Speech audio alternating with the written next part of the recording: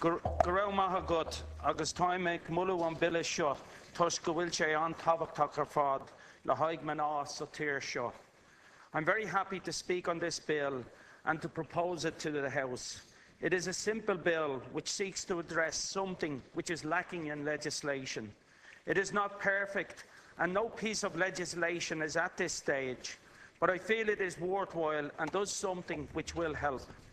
It certainly highlights in this important week the issue of domestic violence, which has claimed far too many lives in this country over many decades.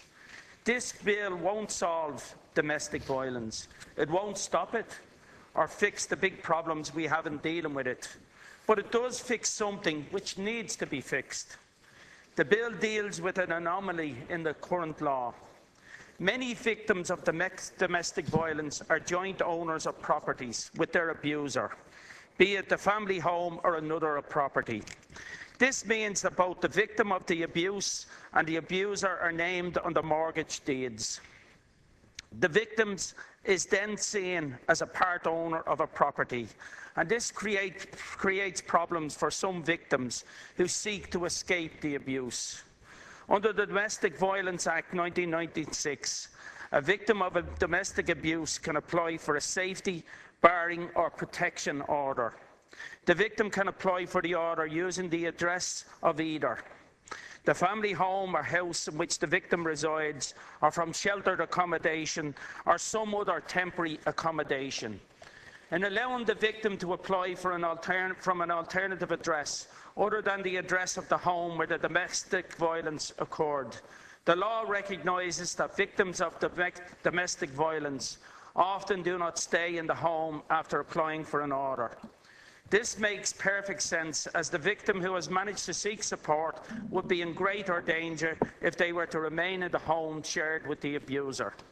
However, the treatment of victims by the state with regards to their housing needs is inconsistent with the above common sense recognition.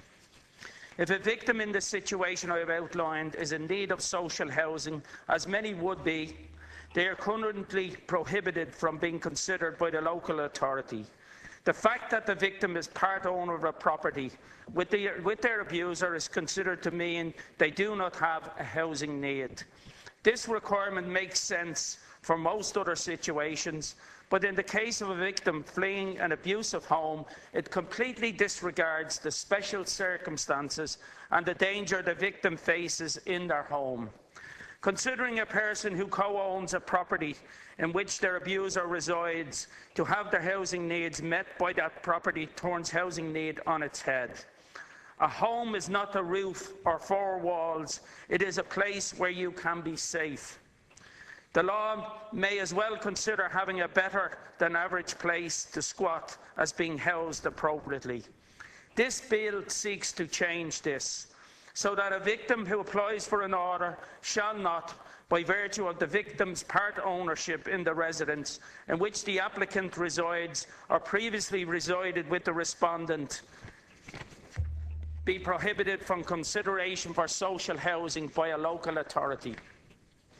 The bill does not dictate that a victim must automatically get a social house, but rather states that a victim shall not be discriminated against based on their part ownership of the property where the domestic violence occurred. This bill acts as a waiver of sorts, whereby local authorities, in assessing a person's need to be considered for social housing, cannot take the part ownership in another property into account, where the person is a victim of domestic violence and has applied for a court order. Yesterday I stood with party colleagues and other members of the Oireachtas at the Dáil gates for a minute's silence in the memory of the men and women and children who have died at the hands of their partner or ex-partner since 1996. This was a very poignant event coming on the International Day opposing violence against women. A shocking 78 women and 12 children have been murdered in these 18 years. The event was organised by Women's Aid, who had laid out shoes along a blank sheet to mark a timeline of these needless and tragic deaths. Shoes, flat heels and sandals standing in silent memoriam of the lives stolen. More than half of all solved murders of women are carried out by a current partner or former partner. These lives, as the vigil so moving stated, are stolen lives. They are stolen from their families, their friends, their communities, snuffed out by an abuser who should have been stopped. A life stolen too often because leaving was never an option. 1 in 5 women experience domestic violence in their lifetime. This ranges from physical, emotional, sexual to financial abuse, from abuse, threats to kill, controlling behaviour to stalking and harassment. By their very nature, these are mostly crimes which go on behind closed doors, when the curtains are drawn, when the world around stops looking. But it also happens right out in the open. We must strive to improve public awareness of the risk factors of domestic violence and to encourage everyone to make their homes, their community, their circle of friends a place where this kind of abuse will never be accepted. Because unfortunately, we have a culture today which subtly every day teaches young men to do many of the things which can lead to domestic violence. This trend in our society is called the rape culture. Its name is shocking, and some dismiss this idea as over the top. But the symptoms are undeniable, and its effects illustrated by those 78 empty women's shoes are too horrific to ignore. Rape culture is the tendency in modern culture to dehumanize, devalue, and commodify women. It has always been there, but has become much more obvious in the modern era with the partial successes of the early feminist movements and the 24-hour consumer capitalist culture, which has sprung up alongside the internet. Technology is not to blame, but it is often the medium through which this culture finds its most vile expression. This tendency creates a culture which normalizes the idea that women's bodies are not wholly their own. It encourages blaming rape victims instead of rapists. It jokes about men who beat their partners, and it belittles, demonizes, and threatens all those who challenge it. This is the culture our young men are growing up in. And whether they are propagators of this culture or simply bystanders, they are affected.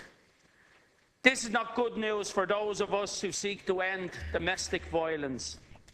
We have the emergence now of what is called street harassment. Many men will not know what this is, though many engage in it themselves or laugh off the harassment by a friend.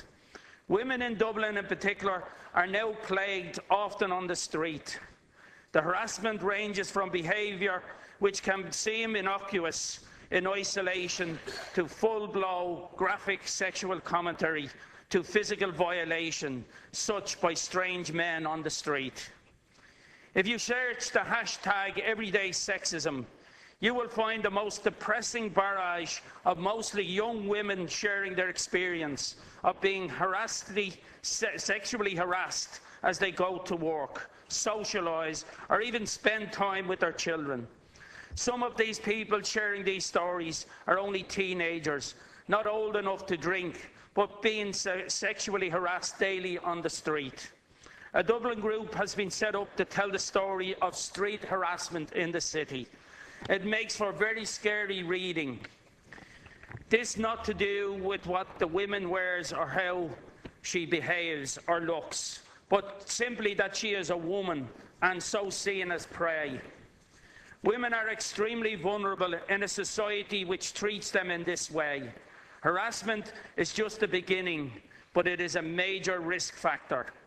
If you believe you are entitled to do what you want, top the women on the streets, what will you do with the woman behind closed door? The state also has a hand in teaching young men that violence against women is in some way acceptable or at least forgivable. It seems like every week there is a new case of a woman who has been the victim of sexual assault, who has watched her abuser go free, because a judge felt sympathetic to the criminal. These judges have handed down fines for what must be one of the most damaging and reprehensible crimes a person can commit. This is a slap in the face to the brave people who sought to have their attacker prosecuted. But it also says to women and girls who are victims of sexual violence, don't bother. The state will not punish your attacker, but you will be put through the mill anyway. The truth is that 78 is the absolute minimum number of women who could be said to have been murdered by their partners or their ex-partners. These are just the cases which have been solved. We do know that in 2013, Women's Aid received 19,694 calls disclosing abuse to their direct services and 17,254 calls to their free phone line. Those are just the people who could call. As with many of our worst social issues, there are many whose voices are not heard. This is why we have brought the bill. It's to try to help make it easier for people who flee this kind of abuse. It is crucial that we promote opposition to this kind of behaviour. It is essential that we encourage society to challenge the risk factors which lead to domestic violence. But it is also essential that people who seek to leave, to get out, can do so, can be supported, validated and protected. That is what we seek to do, something towards in this bill. And I think the fact that we are discussing this in this particular week is very important in all of the aforementioned aims. Our problem also exists in that funding and support groups like Women's Aid, Safe Ireland and Women's Refuge across the state have been cut either directly or through local authorities. They have a massive task. Ireland was named in the 2012 European Union Agency for Fundamental Rights Research as having the highest rate of all countries in Europe for not meeting women's needs when they sought assistance after the most serious incidents of violence by a partner. These figures have hardly improved over the last 2 years of cuts. These organisations do fantastic work in highlighting domestic violence, sexual abuse and abuse within relationships. Recently, Women's Aid launched a national public awareness campaign highlighting the crime of sexual violence within relationships called Not Happily Ever After. They also released a report on their vision of how we as a society must tackle domestic violence. A major plank of that report calls for 24/7 legal protection for women and children fleeing domestic abuse, as well as demanding that the government sign up to the Istanbul Convention. The Istanbul Convention sets down a comprehensive legal framework and approach to tackle domestic violence, particularly against women. It focuses on preventing domestic violence, protecting victims and prosecuting offenders. The Convention categorises violence against women as a violation of human rights and a form of discrimination. The Convention requires states to make it an offence to engage in psychological violence, stalking, physical violence, sexual violence and other abusive acts. The government should look to ratifying this convention as soon as possible. This bill will not stop domestic violence. It won't solve the myriad of problems causing domestic violence, but it is a small improvement in our law. And in doing that, we show that we are on the side of victims and that domestic violence is not something which will be tolerated or accepted or forgiven. Please support this bill. 10 minutes. Thank you very much. And I'd like to thank everyone for their contribution and spending the time coming here and contribution to what is a very, very important issue and a very, very serious issue that's a plague on our communities. It's a pity, Minister, that you have adopted the approach of opposing our bill.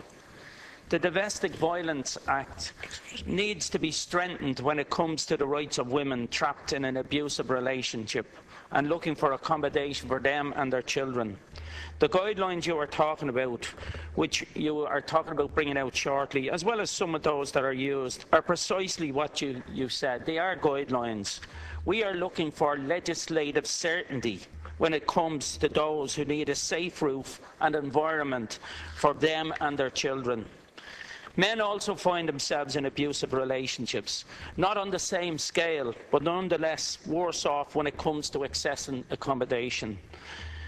Diversion and misleading information by saying our bill is aimed wrongly is typical of the failure to address this issue in a serious manner, and an excuse in my opinion, because I think it can easily be addressed here and strengthened here, and it would add strength.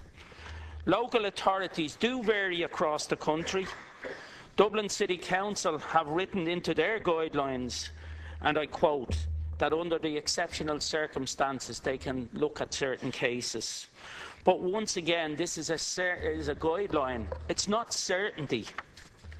Some local authorities will eventually allow a woman to get a housing need letter, hence avail of rental supplement. But there is no certainty. And finding a place where no rental supplement, I mean, we've seen it all over the place. No rental supplement is being accepted. People can't access housing. They can't get a place. The rents have gone sky high. And we've seen in many cases landlords are repossessing places just because they want to increase the rent, or in other cases, genuinely, landlords are selling places.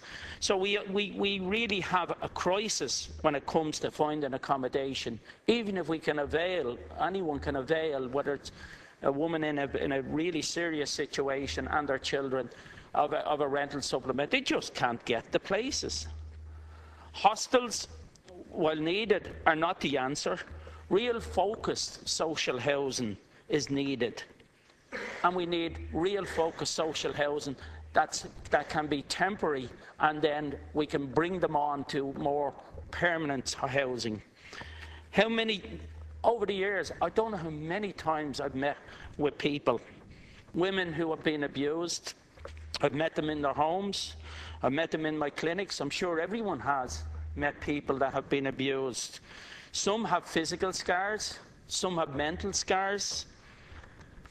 And, you know, there's fear written all over them. You only have to look into the faces of some of the victims that I have met, and you can see the fear that's written all over them. The fear of the uncertainty of where they're going to go, what they're going to do, and where they're going to end up, and what's going to happen to their children as well. And in many cases, the children don't even know what's going on and are being brought into, in some cases, into homeless situations, which is absolutely scandalous. Their needs are obvious and are urgent, as well as a necessity to protect the lives of the women in these situations. Domestic violence is a scourge and a blight on our community. We need to send a clear and coherent message to any abuser or potential abuser. Their deeds and acts will not be accepted and will be pursued rigorously by society, by the Gardaí, by the authorities. People will be looked after by way, should be looked after by way of accommodation. That is the crux of this bill, to ensure that a person in a dangerous situation can get accommodation. A simple amendment to take into account the circumstances of women caught up in domestic violence. We need a more comprehensive debate, and the Minister said that we will have one, about domestic violence. This has been a very small step in discussing this subject, and I hope that we will have further discussions and very comprehensive discussions. I'm sure there's many more would like to make a contribution, and many more can share their experience. I don't accept your argument that you can't accept our bill. I think it's wrong. I think this would strengthen the whole issue of certainty for women who are caught in a very, very dangerous situation. And many of them are forced to stay in the home or stay close by, or even in many cases have returned to the home. I just don't accept that we don't recognise that there is a major problem. And I just, once again, I appeal to you, Minister, to have a look, rethink on what you've said. Look at this. It's a simple amendment. I don't see any reason why it shouldn't be accepted. I just feel that because it comes from the opposition or somewhere else, apart from the main party, it's been opposed. I think that would be the wrong approach. I think we need to take this on its merits, look at it, and recognise that there is a need for this. Thank you.